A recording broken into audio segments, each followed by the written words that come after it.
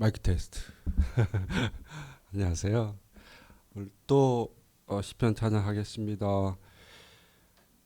사실은 제가 몸이 안 좋은데 어느 정도로 안 좋으냐면 오늘 새로운 찬양 새로운 거 불렀잖아요.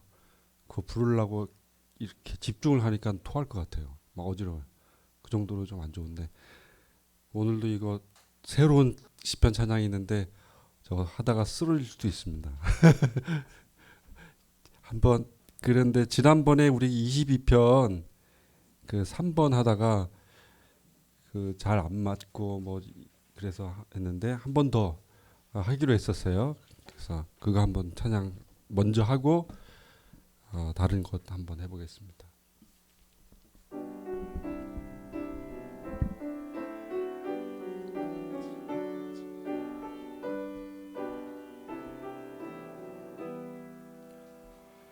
날 멀리하지 마소서 도울 자 없나니 바산에 힘센 소들이 나를 둘렀으며 내게 그 입을 벌림이 사자간디다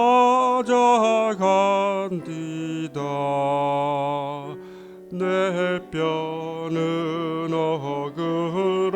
어그러졌고 마음 녹았나이다 힘은 옮기죠 가깝고 혀는 말랐나니 주가 사망의 진토에 날 두셨나이다 개들이 날 에워쌌고 악한 불들도 나를 둘러 내 수족을 찔러싸옵니다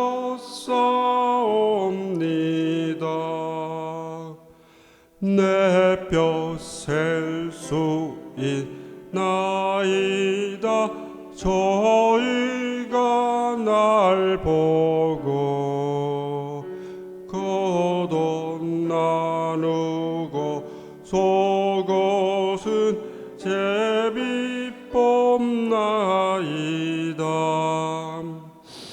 내 힘 대신 여호와여 속히 도우소서 나의 영혼을 칼에서 건지시옵소서.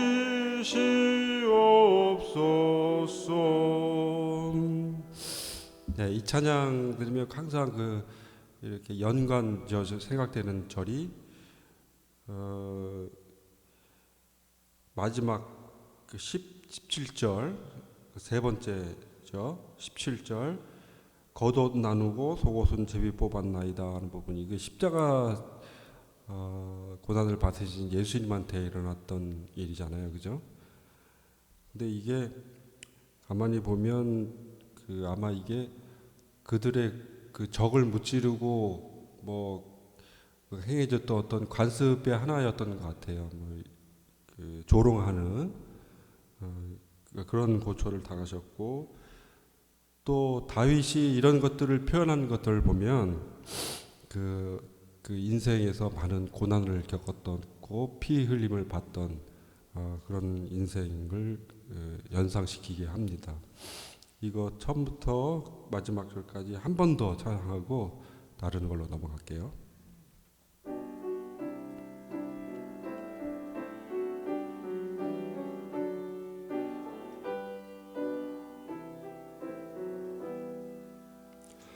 날 멀리하지 마소서 도울 자 없나니 바산에 힘센 소들이 나를 둘렀으며 내게 그 입을 벌림이 사자 같으니이다. 내 뼈는 어그러졌고 마음 녹았나이다. 내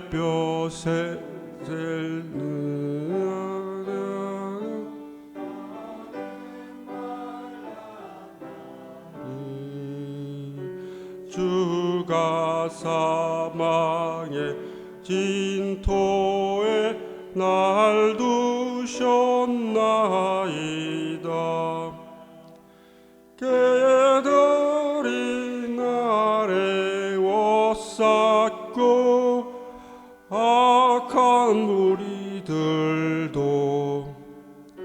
나를 둘러내 수족을 질러싸옵니다.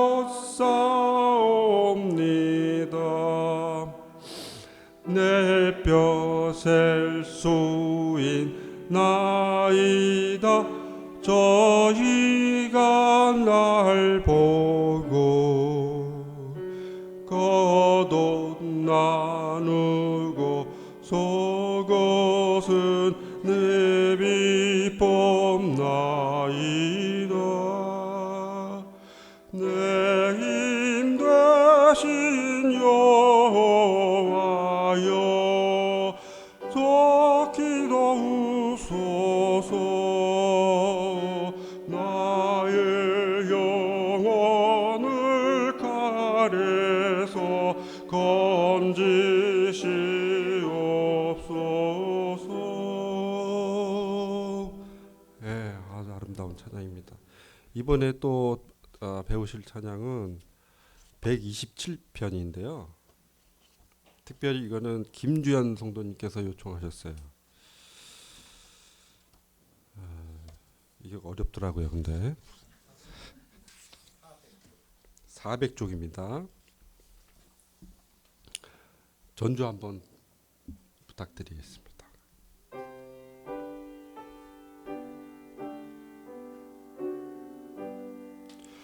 주가 집을 안 세우면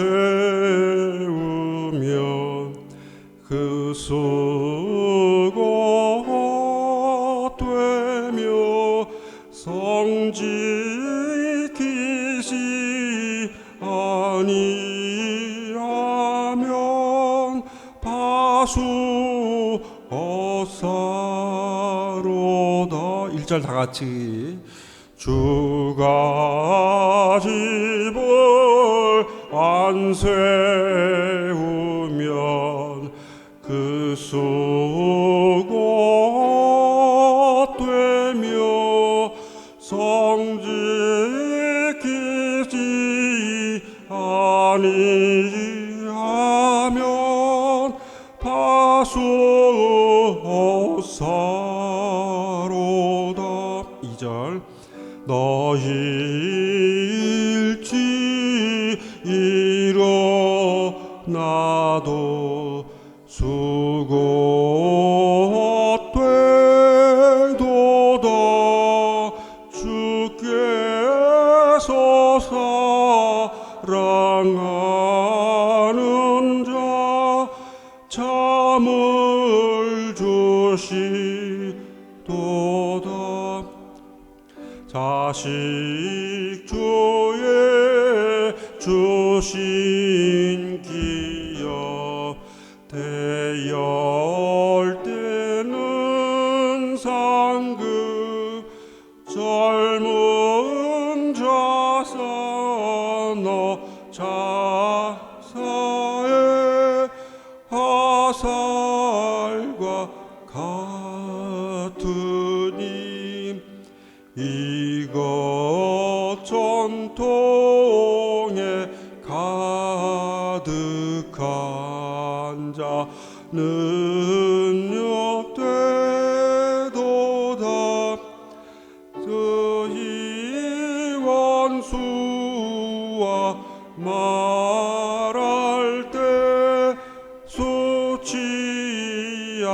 당하리. 네. 한 번 더 나중에 찬양 함께 부르기로 하시고요. 그다음에 여기에 대한 설명 우리 김수현 성도님께 맡기겠습니다.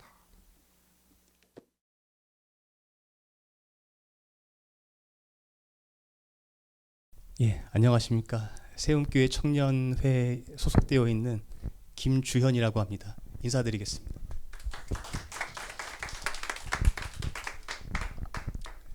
예, 제가 이렇게 많은 분들 앞에 서는 것이 좀 아직 익숙치가 않아가지고 다소 긴장이 되는데 좀 양해를 부탁드리겠습니다. 예, 제가 이번 달에 시편 묵상 나눔을 맡게 되었는데요. 제가 나누고자 하는 말씀은 시편 127편 말씀입니다. 지난 금요일에 또 저희 교회에서 함께 묵상했던 말씀인데요. 예, 한번 말씀을 보면 총 5절로 구성이 되어 있는데 저부터 시작해서 이렇게 한 절씩 좀 교독을 하면 어떨까 합니다. 제가 먼저 읽어보겠습니다. 여호와께서 집을 세우지 아니하시면 세우는 자의 수고가 헛되며 여호와께서 성을 지키지 아니하시면 파수꾼의 깨어 있음이 헛되도다. 너희가 일찍 일어나고 늦게 누우며 숙소에 떠놓음이 헛되다. 그러므로 여호와께서 그의 사랑하시는 자에게는 잠을 주시는도다. 보라, 자식들은 여호와의 기업이요 태의 열매는 그의 상급이로다. 젊은 자의 자식은 장사의 수중에 화살 같니. 이것이 그의 화살통에 가득한 자는 복되도다.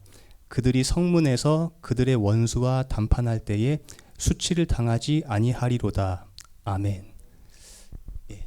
이 말씀을 가지고 제가 좀 묵상을 했던 것을 좀 성도분들 여러분들과 함께 좀 간단히 나누고 들어가도록 하겠습니다. 좀 PPT를 준비했는데요. 제가 좀 보면서 진행을 하도록 하겠습니다. 다음이요. 먼저 간단하게 시편에 대해서 또 다들 알고 계시는 내용이시겠지만 다시 한번 좀 간략하게 소개를 해드리겠습니다. 먼저 시편은 구약의 시가서 중 하나이고요. 총 150편의 시들로 구성이 되어 있는데 1편부터 150편까지 해서 총 5권으로 구성이 되어 있습니다. 그리고 시편의 저자는 다윗, 모세, 솔로몬, 아삽, 헤만, 고라 자손 등이고요.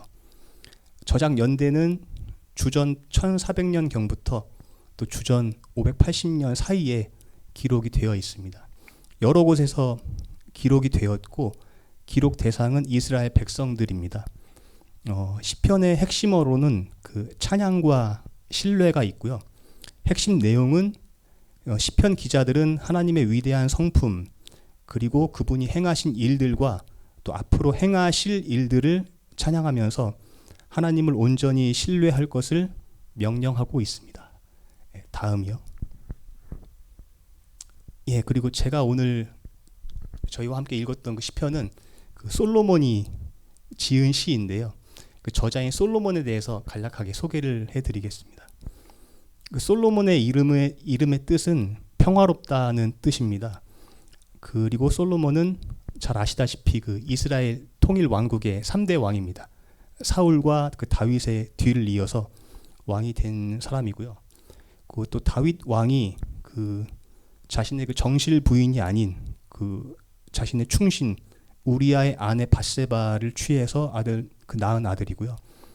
또 이스라엘 영토를 가장 넓게 확장시켰으며 이스라엘 역사상 최고의 물질적 번영을 누리는 왕국을 건설하여서 40년간 통치한 왕입니다.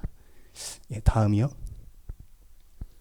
하지만 또 솔로몬 하나님을 참으로 사랑했던 왕이었는데 또 말년에는 그런 영적인 분별력을 상실을 하고 정치적인 실리와 방탕한 생활로 빠져들어서 변절의 모습을 보이기도 했습니다. 300명의 첩을 포함을 해서 1000명의 아내를 거느렸다고 성경에 나와 있는데 1000명의 아내를 거느린 것 자체에 대해서 하나님께서 문제를 삼지는 않으셨지만 1000명의 아내들이 섬겼던 이방 신들을 함께 섬김으로써 말년엔 결국에는 통일 이스라엘 왕국이 남유다와 북이스라엘로 분열되는 그러한 결과를 가져온 왕이었는데 또 제가 잘못 설명한 부분이 있으면 담임 목사님께서 또 교정 부탁드리겠습니다. 예, 다음이요. 예, 다음 PPT 부탁드리겠습니다. 예, 또 이러한 그 사전 지식을 가지고 한번 묵상 나눔을 시작을 하겠습니다. 예, 다음이요. 예, 먼저 그 시편 127편을 제가 읽으면서 그 들었던 생각들을 한번 좀 말씀을 드리겠습니다. 먼저 이 시를 보시게 되면 그 다음과 같은 제목이 나와 있습니다. 솔로몬의 시, 곧 성전에 올라가는 노래라고 기록이 되어 있는데, 이 제목을 보고서 제가 느꼈던 것은 그 성전에 올라가는 시를 솔로몬이 지은 것으로 보아서 그 솔로몬은 하나님과의 교제를 사모했던 것으로 저는 그렇게 좀 생각이 들었습니다. 그 성전이란 것은 그 하나님의 임재를 나타내는 장소이기 때문에 그 하나님과의 그 만나러 가는 그 길이 얼마나 기뻤으면 이렇게 노래까지 지어가지고 이렇게 부르면서 올라갔을까, 좀 그런 생각을 한번 해보게 되었습니다. 그리고 127편의 그 전체적인 분위기가 좀 전도서와 좀 비슷하다는 느낌을 받았습니다. 그 인간들이 아무리 그렇게 수고하고 노력을 해도 결국 은혜는 하나님께서 베푸신다는 이러한 그런 뉘앙스의 말씀을 보면서 그 헛되고 또 헛되며 모든 것이 헛되다. 하지만 인간은 그 하나님을 경외하는 것이 인간의 본분이다라고 이렇게 그 말씀을 마무리 짓는 전도서와 좀 느낌이 비슷하다는 생각을 했고요. 그 다음으로 그 1절과 2절을 통해서는 인간은 인간의 일을 하고 또 하나님은 하나님의 일을 하신다라는 그런 인상을 받았습니다. 그리고 3절과 5절 내용을 보고서는 그 이렇게 자식을 많이 얻게 된 것, 그리고 또 이렇게 일찍이 결혼을 해서 많은 그런 자식을 거느린 것에 대해서 이렇게 복이라고 이야기를 하는 부분을 보게 되었는데, 그것이 지금 대한민국 사회에서의 어떤 그런 만혼 및 저출산 현상과 그런 좀 이렇게 반대되는 내용이 아닌가, 그런 생각을 하게 되었습니다. 지금은 결혼도 늦게 하고 또 자식을 되도록이면 안 가지려고 하는 이런 문화가 과연 그 하나님께서 뜻하시는 일반적인 가르침에 부합하는 것인지에 대해서 한번 생각을 해보게 되었습니다. 예, 다음이요. 예, 총 5절의 말씀 가운데 저는 그 2절 말씀을 좀 주목을 해서 보았습니다. 제가 한번 읽어보겠습니다. 너희가 일찍이 일어나고 늦게 누우며 수고의 떡을 먹음이 헛되도다. 그러므로 여호와께서 그의 사랑하시는 자에게 잠을 주시는도다 라고 기록이 되어 있습니다. 이 구절을 이렇게 봤을 때 제가 느꼈던 것은 그 하나님께서는 인간의 계획 및 수고 등과는 무관하게 자신의 뜻과 계획을 이루어 가시는 분이라는 생각이 들었습니다. 그리고 마찬가지로 하나님께서는 그런 인간의 노력 여하에 관계없이 자신이 사랑하시는 자에게 은혜를 베푸시는 분이라는 생각이 들었습니다. 그 1절과 2절 통해서 뭐 사람이 집을 세워도 하나님께서 세우지 않으시면 소용이 없고, 또 파수꾼이 깨어서 성을 지켜도 하나님께서 이렇게 함께 지키시지 않으면 소용이 없다. 그런 이야기들을 보면서 또 2절에서는 사람이 일찍 일어나고 늦게 눕고 그렇게 수고의 떡을 먹음이 헛되도다 라고 나와 있는데, 이제 그러므로라는 접속사가 나왔습니다. 이 그러므로라는 그 접속사는 아시다시피 인과관계를 나타내는 접속사인데, 앞에서 뭐 소용없어 이렇게 이야기를 하다가 그러므로가 나왔으면 그 뒤에서는 그렇기 때문에 너희들은 이렇게 해야 돼라든지 어떤 그런 충고나 어떤 뭐 태도의 교정을 이렇게 그 촉구하는 내용이 나와야 될 것 같은데, 느닷없이 여호와께서 그의 사랑하시는 자에게 잠을 주신다라는 말씀이 나오는 것을 보고 이게 뭘까 좀 저도 의아했는데, 결국에는 그렇게 그 인간이 일찍 일어나고 뭐 늦게 눕고 또 여러 가지 수고를 한다고 하더라도 결국 하나님께서 그 달콤한 잠을 주시지 않으면 소용이 없다라는 것을 제가 좀 생각하게 되었습니다. 예, 다음이요. 이 말씀을 저에게 좀 개인적으로 적용을 해보았습니다. 일단 저는 저의 노력과 무관하게 하나님의 일방적인 은혜로 말미암아 예수 그리스도를 믿게 되었고 또 영원한 생명을 얻게 되었는데 이것을 어떻게 알 수 있을까 한번 생각을 해보았습니다. 그것은 믿음이 아닌가라는 생각을 해보았습니다. 예, 그래서 제가 믿는 바에 대해서 한번 좀 적어봤습니다. 일단 제가 믿는 것은 성경 전체의 말씀이 무오하다라는 것을 믿고 있습니다. 그리고 그리스도의 동정녀 탄생 등을 포함한 그런 성경의 모든 이적과 기적들이 사실이라고 믿고 있고요. 또 뭐 너무나 당연한 거지만 또 하나님의 6일 창조를 믿고 있고 또 하늘에 있는 그 완성된 교회에 대해서도 저는 좀 굳게 믿고 있고 또 이제 모든 사람이 예수 그리스도를 또 믿게 되면 마지막에 그리스도께서 재림하실 것에 대해서도 믿고 있는데 이러한 믿음이 저의 노력으로 된 것이 아니고 이 외부로부터 주어진 믿음으로 된 것이기 때문에 그 하나님의 일방적인 은혜로 말미암아 또 내가 구원을 받게 된 것이 아닌가. 그래서 결국에는 제가 노력한 것이 없지만 또 하나님께서 사랑하시는 자에게 은혜를 베풀어 주셨기 때문에 제가 구원을 받게 된 것이 아닌가라고 생각을 해보게 되었습니다. 예. 근데 이제 문제는 제가 그런 은혜를 받았지만 인생은 녹록치 않다라는 것이었습니다. 여전히 여러 가지 현실적인 문제들과 또 답답한 상황들 때문에 이 제가 받은 그 은혜를 망각하고 또 때론 넘어지기도 하고 또 낙심할 때가 많이 있다라는 것이 저의 문제라는 것을 또 깨닫게 되었습니다. 네, 다음이요. 그래서 이에 대한 처방을 한번 내려보았습니다. 어떻게 해야 될까? 은혜는 받았지만 또 여전히 문제가 있다면 저는 이러한 문제들을 어떻게 돌파를 해야 될까 한번 생각을 해보았는데요. 한번 4가지 정도를 적어보았습니다. 첫째는 남과 비교하지 말고 저에게 두신 자리에서 감사하자라는 생각을 하게 되었습니다.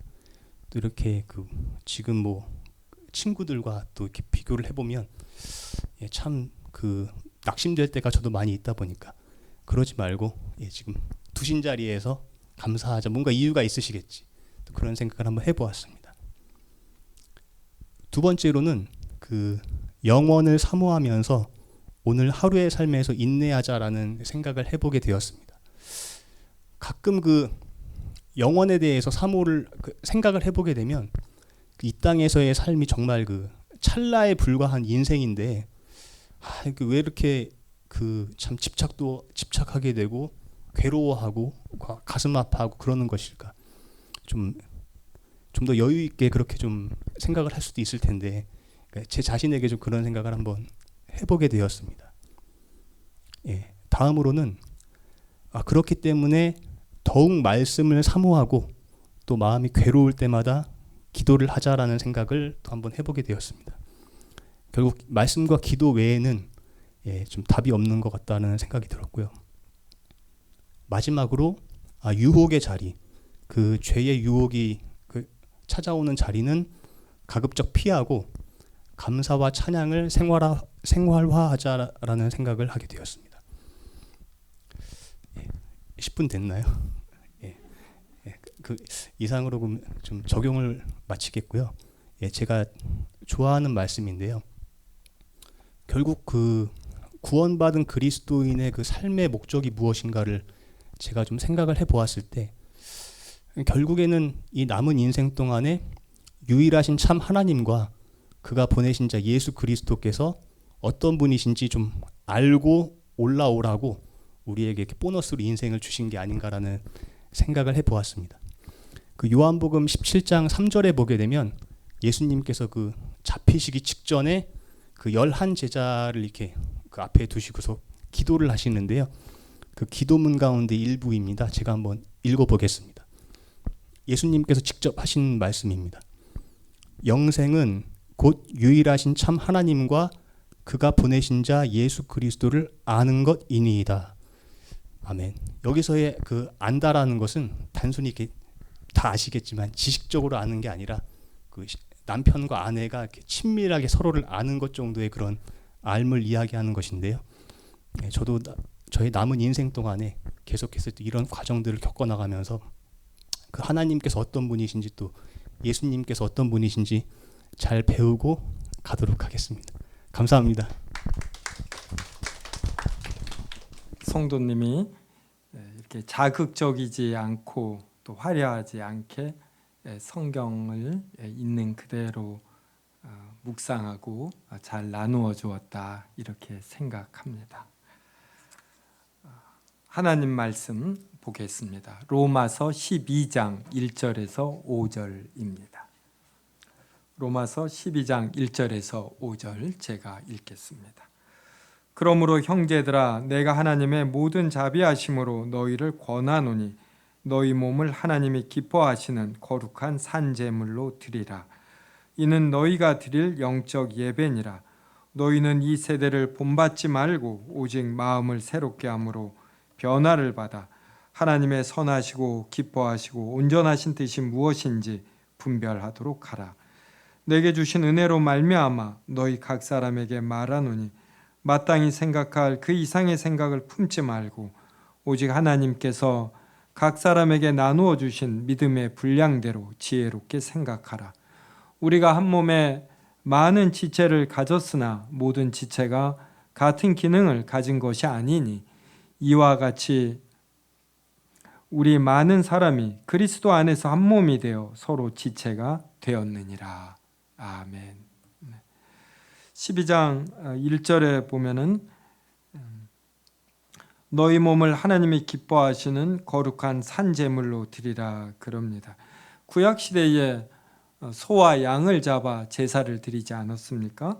그런데 12장 1절은 우리 몸을 거룩한 산제물로 드리라 그럽니다. 그러면서 이것이 너희가 드릴 영적 예배라고 말을 합니다. 그래서 우리가 드릴 영적 예배는 무엇이냐면 2절을 보면은 이 세대를 본받지 않는 것입니다. 그래서 마음을 새롭게 함으로 이제 변화를 받습니다. 그리고 하나님의 선하시고 기뻐하시고 온전한 뜻이 무엇인지 이제 분별하고 이대로 사는 것입니다. 그래서 우리가 드리는 영적 예배는 하나님의 선하시고 기뻐하시고 온전하신 뜻이 무엇인가 이걸 아는 거예요. 그리고 이대로 사는 것입니다. 그러면서 3절에 그 한 예가 나옵니다. 내게 주신 은혜로 말미암아 너희 각 사람에게 말한다. 마땅히 생각할 그 이상의 생각을 품지 말라. 그래서 이게 무슨 의미인지 오직 하나님께서 각 사람에게 나누어 주신 믿음의 분량대로 지혜롭게 생각하라. 그래서 하나님이 각 사람에게 주신 은사가 있습니다. 믿음의 분량이 있어요. 그러면 이것을 감사하게 받고 이것을 발휘하기 위해서 노력하는 것이지 자기가 받은 그 이상의 것을 부러워하거나 시기하거나 이제 이러지 말라. 그래서 우리가 한 몸에 많은 지체를 가졌으나 모든 지체가 같은 기능을 가진 것이 아니다. 그래서 다른 지체가 훌륭한 기능이 있는 것입니다. 그러면 이 기능을 기뻐하는 것이죠. 우리나라에 여러 기업들이 있는데 이 기업들이 잘 돼서 법인세를 많이 내면은 이것이 우리나라에 세수로 들어와서 풍성한 예산을 이룹니다. 그러면 사회 복지에 있어서도 좋겠죠. 오늘 또 떡이 있었는데 이렇게 입상을 하니까 우리까지 다 좋지 않습니까? 그래서 누가 잘 되면 그를 나의 한 지체로 알고 그의 진보를 기뻐하는 것입니다. 나에게는 왜 이런 것이 없나 이렇게 질투하지 않는 것이에요. 근데 제가 우리 동료 목사님들 이제 이러한 분 이 교회를 세우고 이렇게 이제 구경 겸해서 오시거든요. 그러면 대부분이 기뻐하는데 어떤 분은 이걸 부러워하고 시기합니다. 근데 이게 얼굴에 드러나요.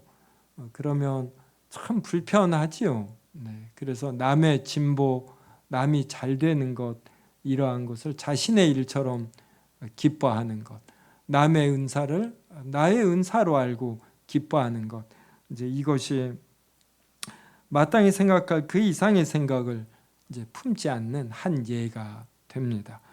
오늘 웨스민스터 대유리문답 91에서 93문을 살펴보는데 이 본문이 있는 것은 바로 우리가 하나님께서 요구하시는 대로 사는 것, 이것이 바로 12장 1절에 있는 2절에 있는 하나님의 선하시고 기뻐하시고 온전하신 뜻이 무엇인지 분별하는 것이다. 이제 이거에 대한 근거 성경 구절로 오늘 본문을 살펴보았습니다. 이제 나누어 준 종이 있죠. 유인물, 이걸 보겠습니다. 제가 먼저 읽겠습니다.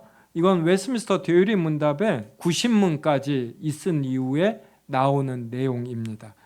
지금까지 하나님에 대하여 무엇을 믿어야 하는지에 대해 성경이 가장 중요하게 가르치는 것을 살펴보았으니, 그래서 신론, 인간론, 기독론, 성령론, 교회론, 종말론, 이러한 것들을 살펴보았다. 그러면 91문서부터는 무엇을 살펴보겠느냐? 이 내용입니다. 이제 사람의 의무에 대해 성경이 요구하는 것이 무엇인지에 대해 고찰할 차례입니다. 이제 사람의 의무예요. 근데 사람의 의무는 하나님을 향한 의무가 있고 사람을 향한 의무가 있죠. 그래서 91문서부터는 하나님을 향한 의무와 사람을 향한 의무가 나옵니다. 이제 91문을 저하고 묻고 답하겠습니다. 하나님께서 사람에게 요구하시는 의무는 무엇입니까?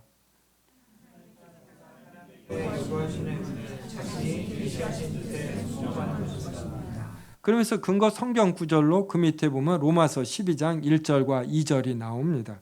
그래서 2절 후반절에 있는 하나님의 선하시고 기뻐하시고 온전하신 뜻이 무엇인지 분별하는 것, 이것을 하나님께서 사람에게 요구하십니다. 우리는 인생을 살 때 뭐 결혼이라든지 직장이라든지 이사라든지 어느 교회 출석할 것인지 등등 결정해야 할 것이 많습니다. 그때마다 자신의 취향이나 느낌 이러한 것이 아니라 하나님의 선하시고 기뻐하시고 온전하신 뜻을 따르는 것, 이것이 중요합니다.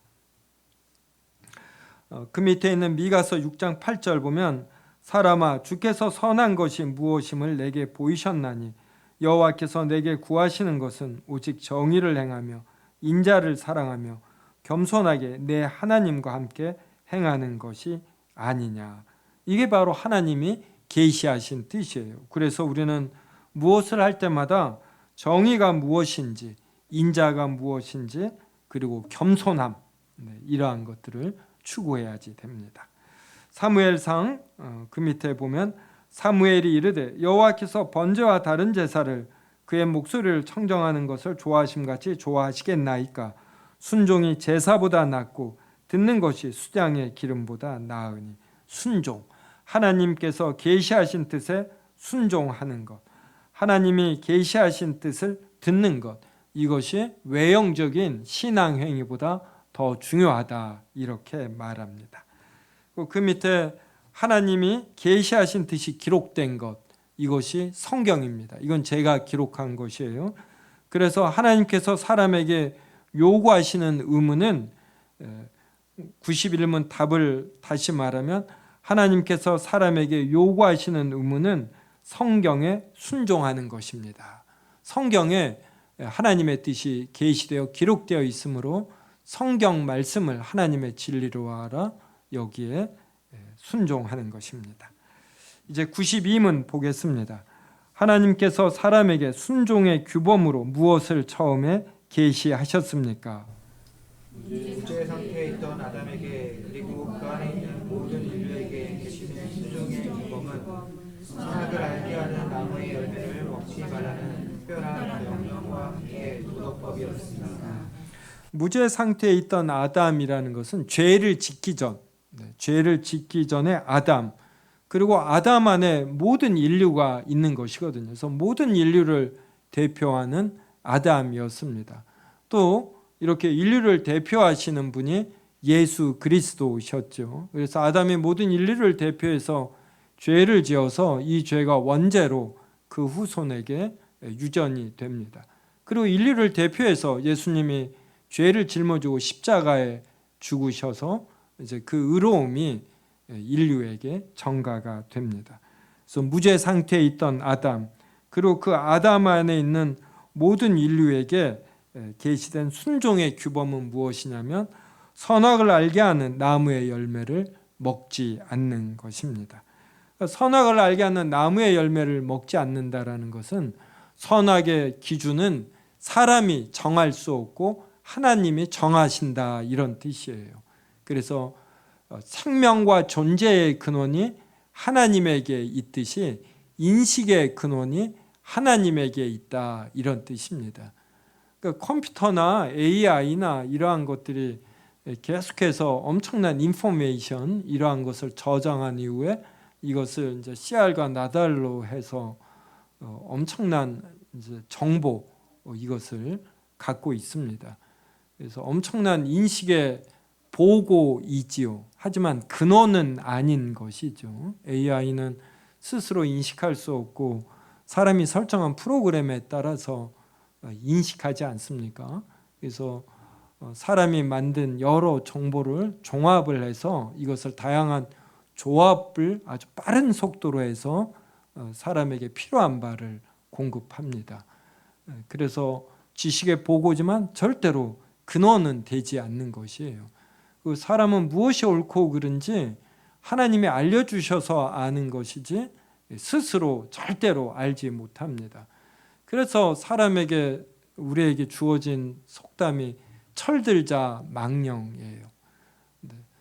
자신이 이렇게 사는 것이 인생이 옳다라고 여겼는데 인생을 살아보니까 70, 80, 90이 되어서야 깨닫는 것입니다. 근데 깨닫자마자 이제 망령들어 죽는다, 이 말. 그러니까 그만큼 뭘 깨닫기가 힘들다라는 것입니다. 그래서 내가 이것이 옳으려니 당연하게 여겼던 것이 실은 옳지 않았던 것이죠. 이렇게 무엇을 아는 것이 어렵기 때문에 하나님께서 성경을 통해 진리를 계시해 주시는 것입니다. 그래서 이제 아담이 죄를 짓기 전에 하나님이 선악을 알게 하는 나무의 열매를 먹지 말라, 이러한 특별한 명령을 하셨어요. 그래서 너가 스스로 옳고 그름을 알 수 있고 무엇이 선이고 악인지 규정할 수 있다, 이러한 생각을 갖지 말라는 것입니다. 그래서 에덴 동산 중앙에 있는 생명나무를 볼 때마다 생명과 존재의 근원이 하나님이심을 인정해야지 되고, 선악을 알게 하는 나무의 열매를 볼 때마다 인식의 근원은 하나님이시구나, 이걸 인정해야지 되는 거예요. 그래서 생명나무와 선악을 알게 하는 나무가 바로 떡과 포도주처럼 일종의 성례가 되는 것입니다. 그러면 하나님은 이 말씀만 했는가? 이제 그렇지 않죠. 죄를 지은 아담을 하나님이 찾아오시지 않았습니까? 그러니까 하나님은 아담과 하와에게 여러 말씀을 주신 것이에요. 그러한 속에서 내가 이런 지혜를, 도덕법을 너희에게 주었으니까 너희는 이 하나님만이 진리를 주는 줄 알고 선악을 알게 하는 나무의 열매를 먹지 말라, 이렇게 하신 것입니다. 그래서 92문이 선악을 알게 하는 나무의 열매를 먹지 말라는 특별한 명령과 함께 그리고 도덕법, 이것을 준 것이에요. 자, 그래서 그 밑에 창세기 1장 26절과 27절 저하고 한 절씩 읽겠습니다. 하나님이 이르시되 우리의 형상을 따라 우리의 모양대로 우리가 사람을 만들고 그들로 바다의 물고기와 하늘의 새와 가축과 온 땅과 땅에 기는 모든 것을 다스리게 하자 하시고,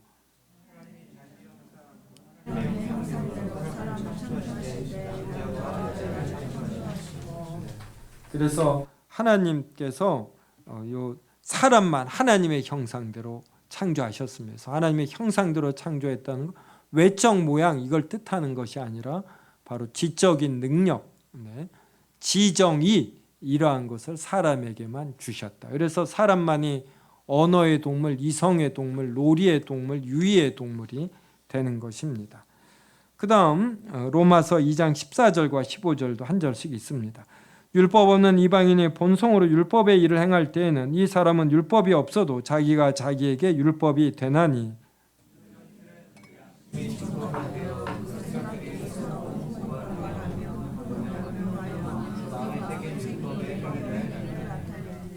그 마음에 새긴 율법 그래요. 그래서 사람의 양심에는 하나님의 말씀이 새겨져 있습니다. 그래서 하나님을 모르는 사람들도 이런 너무 폐악 무도한 일을 하면 너는 양심도 없느냐 이러거든요. 그러니까 하나님의 말씀이 새겨진 양심이 모든 사람에게는 있어서 악을 행해도 어느 선을 넘지 않아요. 그래서 어느 선을 넘는 사람들을 현대 심리학은 사이코라고 한다든지 또 뭐라고 그러죠? 요사이 자주 쓰는 말들. 네. 뭐야 있지요. 네. 그래서 이런 사람들은 우리랑 감각이 틀려요. 자기가 개나 고양이를 이렇게 괴롭히면은 개나 고양이가 힘들어하거든요. 그럼 이거를 보면 후회를 하는 겁니다. 후회를. 우리 일반적인 사람은 이러한 게 있어요. 근데 사이코패스? 네, 이런 사람들 뭐 하여간 있어요. 이런 사람들은 남이 고통을 당해도 이 안타까움이 없는 거예요. 네, 그 양심이 무뎌졌거나 마비된 것입니다. 그래서 하나님은 모든 사람에게 하나님의 말씀이 새긴 이 양심을 줘요. 그래서 간음을 하면 마음에 어떤 죄책감이 있는 것이에요. 그래서 부부 간에 누가 주도권을 갖느냐면은 많이 배웠느냐 또 많은 능력이 있느냐가 아니라 이 양심대로 얼마만큼 양보할 줄 아는가, 얼마나 더 사랑했는가, 이것이 10년, 20년 사이에 결판이 납니다. 네. 맞지요? 뭐 부부들을 아실 거예요. 네. 저희 부부는 누가 주도권을 가질까요? 네, 여기 답은 하지 않겠어요. 그만큼 마음에 새긴 이 마음에 새겨진 하나님의 율법, 이 양심대로 사는 거, 이게 이렇게 중요한 거예요. 그래서 우리나라가 이제 이거는 성경에 없는 건데 좀 재밌어요.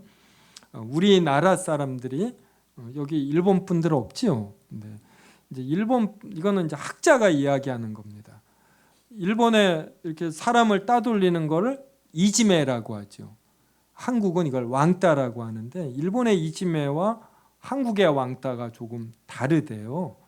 그래서 일본은 이지메를 할 때 학생이 학생을 이지메할 때 이게 전반적인 공기다 그러면 교사도 이지메에 가담을 한대요. 그런데 한국 사람은 절대적인 도덕적 기준을 갖고 있다고 합니다. 그래서 누군가를 왕따를 시키면 그 주변에 있는 사람들 중에 몇 명이 이거는 불의하다 그래서 반드시 저항하는 사람이 나온다고 합니다.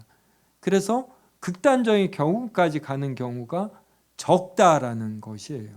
그래서 전문 학자가 일본의 이지메와 한국의 왕따는 다르다 그러면서 한국에는 이런 절대적 도덕감이 있다라는 것입니다. 그래서 이것을 좋은 특징으로 말을 해요. 그래서 전문 학자의 말이니까 어느 정도 근거가 있겠죠. 그래서 한 가정이나 한 단체나 한 나라가 이런 절대적 도덕감을 갖는 것, 즉 양심이 살아있는 것, 이것은 매우 중요합니다. 그리고 이러한 나라가 하나님의 축복을 받는 것이고 이제 이것들이 쌓이면 그 사회가 조금 더 건전해지는 것이죠. 네. 네. 그리고 이제 93문 넘어가겠습니다. 도덕법은 무엇입니까? 도덕법은 인류에게 선포된 하나님의 시대, 하나님께서는 각 사람이 여호와를 위하여 지으신 신의 정령과 그리고 하나님과 사람에게 행한 거룩함과 그의 모든 모든을 수행함으로써 도덕법을 개인적으로 완전하게 지속적으로 따르고 순종하는 것을 지켜가지고 그로 가르칩니다. 도덕법을 완성하면 생명을 약속하시지만 어기면 죽음이라고 권고하십니다. 도덕법은 인류에게 선포된 하나님의 뜻입니다. 조금 더 덧붙이면은 하나님의 영원한 성정이 반영이 된 하나님의 뜻이에요. 하나님은 사랑과 인자와 긍휼, 진리 이러한 것이 풍성하시지 않습니까? 우리 사람이 하나님의 형상으로 지음을 받았잖아요. 그러므로 우리가 하나님의 이 속성대로 하나님의 영원한 성정대로 살아야지 되거든요. 그래서 하나님의 성품을 표현한 것이 도덕법이 되는 것이에요. 그래서 하나님께서 죄를 짓기 전에 아담에게 이 도덕법을 다 지켜라 그런 것입니다. 그런데 아담과 하와가 자신들이 하나님이 되어 선악을 자신들이 규정하고 싶어서 선악을 알게 하는 나무의 열매를 따먹은 것이에요. 그러면서 도덕법을 지키지 않았습니다. 그래서 즉시 죽어야지 되는 것이에요. 그런데 하나님께서 은혜를 주셔서 이들을 죽이시지 아니하고 찾아오셨습니다. 그리고 여자의 후손이 뱀의 머리를 상하게 할 것이라는 원복음, 가장 기초적인 이런 원복음을 가르쳐 주셨죠. 그리고 때가 되자 하나님의 아들이 사람이 되신 거예요. 그래서 예수 그리스도가 살아있는 생애 3년 동안에 무엇보다 우선적으로 한 일은 이 도덕법을 우리를 대신하여 지키신 것입니다. 그러니까 예수님은 십자가에서 죽으시는 이 일만 하신 것이 아니라 아담으로 대표되는 인류가 지키지 못한 도덕법을 살아있는 동안 모두 다 지키신 것이에요. 그러니까 이 도덕법을 완수하신 것이죠. 그리고 때가 되자 십자가에 죽으셨는데 그때는 바로 인류의 죄값을 짊어지고 죽으신 거예요. 그래서 살아있는 동안 모든 율법을 지키신 것을 능동적 의로움 그럽니다. 그리고 십자가에 죽으실 때 사람들의 죄를 대신 지고 죽으신 것을 수동적 의로움이라고 해요. 그래서 그리스도께서는 생애와 죽음을 통해 우리 인류에게 필요한 모든 의로움을 획득하신 것이에요. 그리고 이 의로움을 이제 우리의 것이다라고 한 것입니다. 그래서 그리스도의 의로움을 우리의 것으로 여겨 주신 거예요. 이제 이것을 한자로 정가라고 해요. 정가. 네. 그래서 우리가 의로움을 받는 건 행위가 아니라 그리스도의 의로움이 우리의 것이 되기 때문에. 그러면 그리스도의 의로움이 왜 나의 것이 되는가? 이것은 부부가 남편이 벌어도 아내의 것이 되고 아내가 벌어도 남편의 것이 되고 또 부모의 것이 자식의 것이 됩니다. 요사이는 민법이 발달되고 이러면서 이거 막 비율도 정하고 또 어떻게 보면 좀 고리가 약해졌어요. 그런데 예전에 제가 어렸을 때만 해도 부모에게 고맙습니다 이런 말 하면 혼났었어요. 이런 거 아시죠? 왜 그랬냐면 자식이 부모에게 고맙다라는 말을 할 필요가 없다라는 거예요. 이건 너무 당연하다. 이것을 고맙게 여기지만 부모와 자식은 하나이기 때문에 당연히 하는 것입니다. 그리고 배우자끼리도 우리는 사랑한다는 말을 잘 안 했는데 왜냐하면 부부는 한 몸이기 때문에 당연히 사랑하는 것이에요. 그러니까 서구에서 사랑하다라는 문화가 들어와서 좋은 면도 있지만 서구는 하도 바람을 피니까 내가 바람을 안 핀다라는 걸 확인하는 면에서 배우자에게 사랑한다 뭐 이러한 해석도 있어요. 그래서 우리나라가 의외로 성경적인 개념으로 부부가 한 몸이라 그러고 부모와 자식이 하나라는 이런 의식이 강합니다. 이것은 우리가 계속 살려야지 되거든요. 그래서 예수 그리스도와 우리가 하나인 것이에요. 예수 그리스도의 피에 의거해 성령으로 하나가 됩니다. 그래서 그리스도의 좋은 것은 전부 우리 것이 되고 우리의 나쁜 것은 그리스도가 전부 다 담당하는 것이에요. 그래서 정리하면 하나님께서 죄를 짓기 전에 아담에게 도덕법을 주셨다. 그래서 이 도덕법을 지키면 너는 영생을 얻는다, 영화로워진다 그랬습니다. 근데 이것을 아담이 지키지 못했어요. 그래서 죽게 된 것입니다. 그래서 이 죽음을 대신하기 위해서 예수 그리스도가 하나님이신데 사람이 되셨어요. 그 다음에 예수님은 우리의 죄값을 짊어지고 대신 죽으셨을 뿐만 아니라 살아있는 동안에는 모든 도덕법을 지키셨다. 그래서 예수님이 우리를 위해서 모든 걸 하신 것입니다.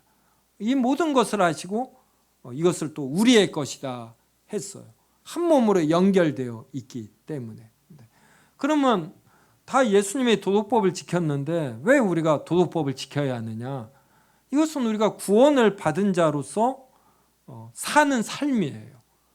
사람이 개 같은 삶 살면 안 되잖아요. 사람이 고양이 같은 삶 살면 안 됩니다. 고양이 키우면서 봤는데 고양이는 겁이 많아서 그러는지 조금만 긴장이 되면 구석으로 숨어요. 주인하고 이렇게 서로 관계하다가도 아주 구석진 곳에 쏙쏙 숨습니다. 좀 얄밉기도 하고 쟤는 왜 이렇게 겁이 많나 그래요. 근데 사람이 이런 고양이 같은 삶 살면 안 되거든요. 그래서 우리 신자가 도덕법을 지키는 건 도덕법을 지켜야 구원받기 때문이 아니라 구원받은 자로서 이 신자다운 삶, 이게 도덕법이라 도덕법을 지키는 것입니다. 그리고 나중에 설명하겠지만 그 밑에 보면 하나님의 법은 도덕법이 있고, 그리고 구약 시대에 성전에서 제사를 지내는 의식에 관계된 법이 있어요. 근데 이것을 그리스도가 완성했으므로 우리는 더 이상 도덕법을 지키지 않고, 구약 시대에는 이제 7년째가 되면은 이 빚을 탕감해 줬습니다. 이것이 지금 신약 시대에서는 더 이상 적용되지 않고, 누구에게 돈을 빌려줬는데 그가 어려우면 그를 궁일이 여긴다라는 이러한 정당성만 살아남습니다. 그래서 신약 시대에서는 도덕법만 여전히 유효하고 우리는 이것을 지키는 것입니다. 성도 여러분, 재밌죠? 네. 성경 전체의 내용이 잘 요약된 거니까 다음 또 94문서부터 기대해 주시고, 이제 11월 셋째 주는 추수감사주일입니다. 세움교회는 추수감사주일이 되면은 조로 나누어서 감사 제목을 나누고 했는데, 그때도 이병훈 성도님 중심으로 감사에 관한 찬양 배우고, 또 성도님 한 분이 성경 묵상한 거 나누고, 그 다음에 조로 나누어서 감사 제목 나누고 그렇게 하겠습니다.